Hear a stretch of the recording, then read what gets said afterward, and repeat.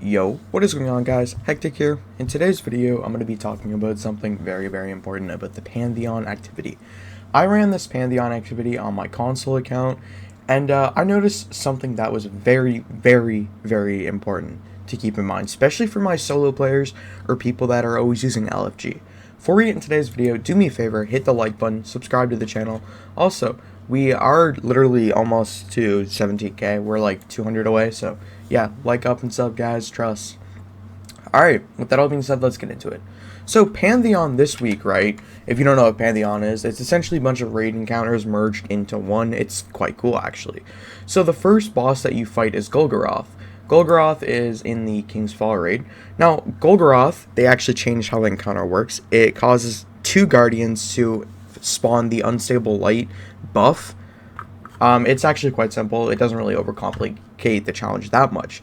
Now, on to the next challenge, though, right? We have Caretaker, which Caretaker is going to pretty much have an extra stun, if that makes sense, I guess, really. That's the easiest way to explain. And then the third, you have Macroism from the raid in the good old Root of Nightmares.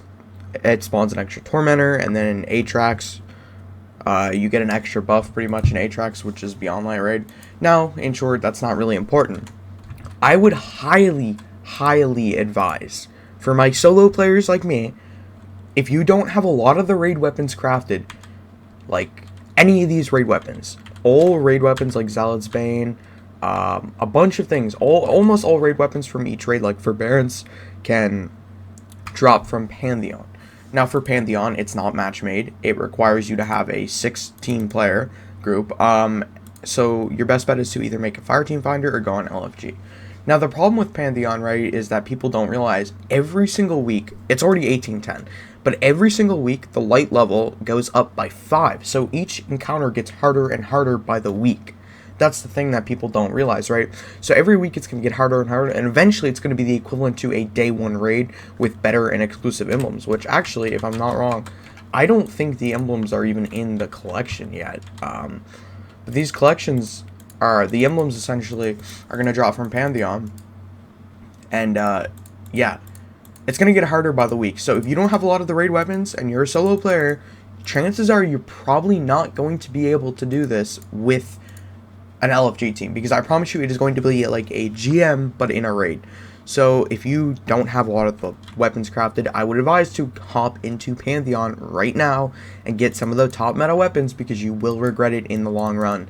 So I would ideally suggest Zealot's Bane, Forbearance, Smiter Marine is also not bad, but I would definitely hop in Pantheon right now. Don't make this mistake, guys. Farm Pantheon now. Don't wait, because it gets harder, and eventually you're not going to be able to do it. Have a great night, guys. Stay safe. On net, you can find teams that complete different activities, like raids, trials, exotic farming, and many more. All the services can be done without account sharing. You don't need to give your login or password. To order a service that you like, you need to choose the self-play option. When you select something that you like, choose your platform. In this case, I play on PC, so I'm going to be selecting PC. From here, to select the self-play option, go all the way down and click self-play. After you're satisfied with what you're going to purchase, add to cart, and then click purchase. After finding out what you're going to want to purchase, you're going to want to go to your coupons and type code HECTIC for a 15% off on all products. From here, type your email so they can contact you. Then choose a payment method and check out. I would highly recommend Diving.net, as you can do a lot of awesome things and they have great support.